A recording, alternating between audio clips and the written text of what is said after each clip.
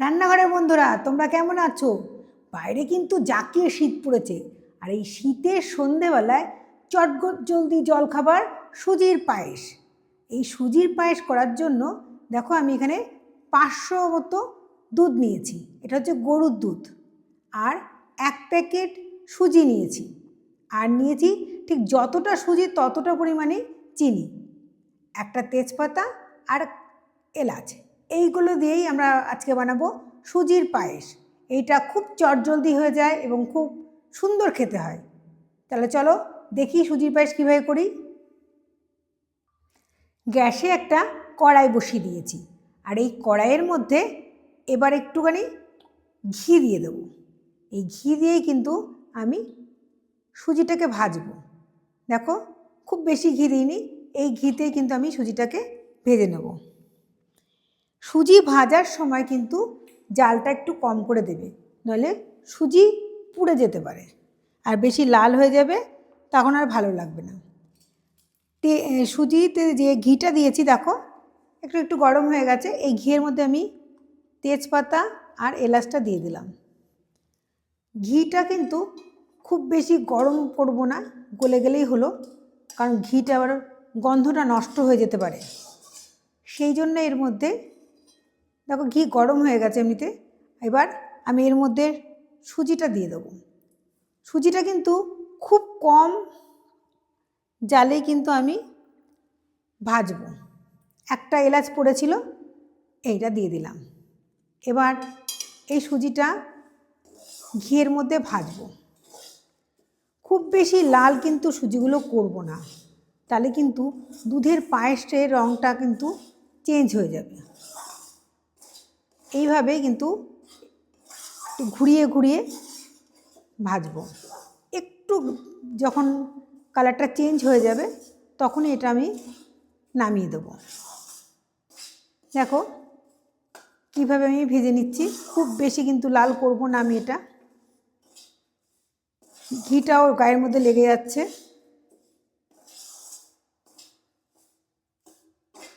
দেখো এভাবে ভেজে নিয়ে আমি কিন্তু এবার এটাকে বন্ধ করে দেবো। আর একটু ভেজে নিই, ভেজে নিয়ে কিন্তু দেখো এবার আমার এটা সুজি ভাজা হয়ে গেছে। এবার আমি এটাকে নামিয়ে দেবো। গ্যাসে আমি ওই কড়াইটাই বসিয়ে দিয়েছি। এবার কড়াইয়ের মধ্যে আমি দুধটা ঢেলে দিলাম। দুধটা যখন গরম হয়ে যাবে তারপরে আমি এর মধ্যে সুজিটা দেব।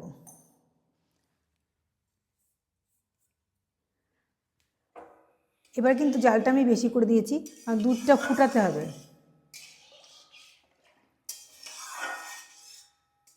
দুধটা হচ্ছে গরুর দুধ নিয়েছি, খুব খাঁটি দুধ। দুধটা দেখেই বুঝতে পারছো দুধটা খুব খাঁটি। 500 মতো দুধ নিয়েছি। এই 500 দুধেই কিন্তু আমার এই সুজির পায়েসটা হয়ে যাবে। এই পায়েসে উপকরণগুলো যেমন কম, কিন্তু সেই তুলনায় স্বাদটা কিন্তু অনেক বেশি। এটা একটুখানি ফুটানো পর্যন্ত আমি অপেক্ষা করব। ফুটে গেলে আমি এটাকে নিভিয়ে দেব। গ্যাসটা বাড়িয়ে দিয়েছি, দুধটাও কিন্তু ফুটতে শুরু করেছে। যখন দুধটা টকবক করে ফুটবে তখন এর মধ্যে আমি সুজিটা দিয়ে দেবো। কড়াইয়ের ধারেরগুলো আমি একটু নেড়ে দিলাম। যেই এটা ফুটবে তখনই কিন্তু আমি সুজিটা দিয়ে দেবো। সুজিটা দিয়ে কিন্তু খুব ঘন ঘন নাড়তে হবে, না হলে দলা পাকিয়ে যেতে পারে। দেখো সুজিটা ফুটছে, সুজিটা বলছি দুধটা ফুটছে। যেই টকবক করে ফুটবে দেখো দুধ ফুটতে শুরু করে দিয়েছে। এবার আমি এর মধ্যে সুজিটা দিয়ে দেবো।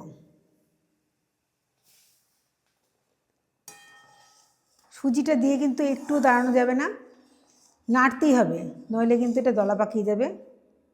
যেটুকু বাকি ছিল সেটুকু আমি এর মধ্যে ঢেলে দিলাম। খুব ঘন ঘন এটাকে এবার নাড়তে হবে।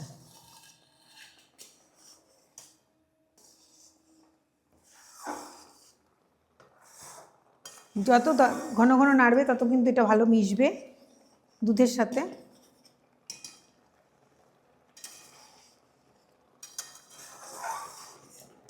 সুজিতে কিন্তু দেখো দুধটা টেনে নিচ্ছে। এবার এর মধ্যে আমি চিনিটা দিয়ে দেবো।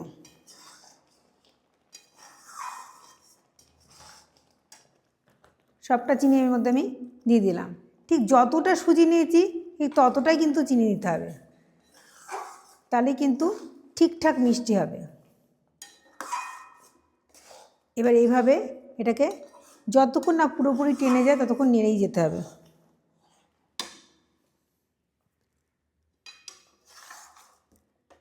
এবার চিনিটা গললে একটু জল ছেড়ে দেবে এর মধ্যে। ওই জলটা শুকানো পর্যন্ত আমাকে এটাকে নেড়েই যেতে হবে। 10 মিনিটের মধ্যে এটা প্রায় রান্না হয়ে যায়। সেই জন্য চটজলদি এটা খাবার তৈরি করার জন্য এটা খুব ভালো জিনিস। দেখো এইভাবে কিন্তু নাড়তে হবে, নেড়ে নেড়ে এটাকে ঘুটে ঘুটে ঘুটে নাড়তে হবে। বয়স্ক বাচ্চা সবারই কিন্তু এটা খুব ফেভারিট, মুখে দিলেই কিন্তু একদম মিলিয়ে যায়।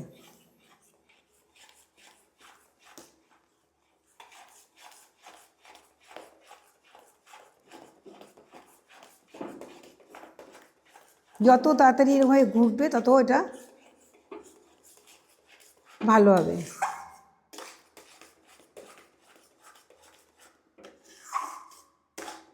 এই সময় আমি গ্যাসটা একটু কমিয়ে দিয়েছি আর এইভাবে এটাকে নেড়ে যাচ্ছি। যতক্ষণ না পর্যন্ত একটু টাইট হয়ে আসে ততক্ষণ এইভাবে নাড়বো।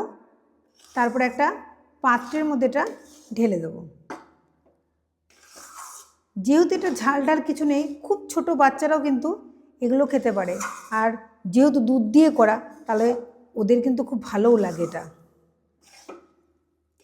বয়স্কদেরও কিন্তু এটা খুব ভালো লাগে, শুধু মুখেও খেতে ভালো লাগে, আবার মুড়ি দিয়ে, রুটি দিয়ে, লুচি দিয়ে এটাও দিয়ে কিন্তু খাওয়া যায়। পুজোতে কিন্তু লুচির সঙ্গে এই ধরনের সুজি করে দিলেও কিন্তু ভালো লাগে।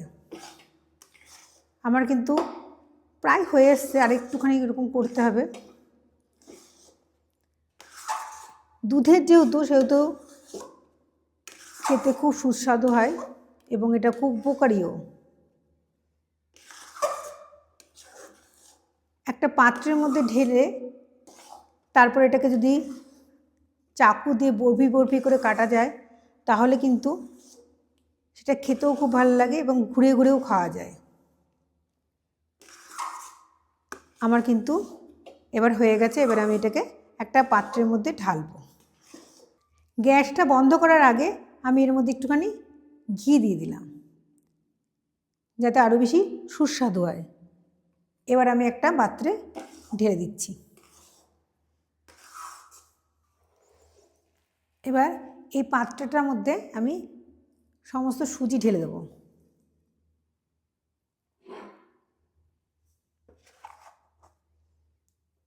সবটা সুজির মধ্যে দিয়ে দিচ্ছি।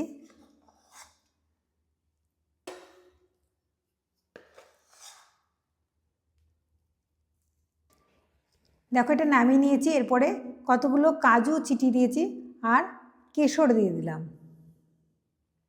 আমার এই রেসিপিটা যদি তোমাদের ভালো লাগে তাহলে একটা লাইক করে দিও আর বন্ধুদের মধ্যে শেয়ার করে দিও। আর নতুন বন্ধুরা তোমাদের যদি এটা খুব ভালো লাগে তাহলে একটা লাইক দিয়ে সাবস্ক্রাইব করে দিও। আজকে এই পর্যন্তই। Good bye.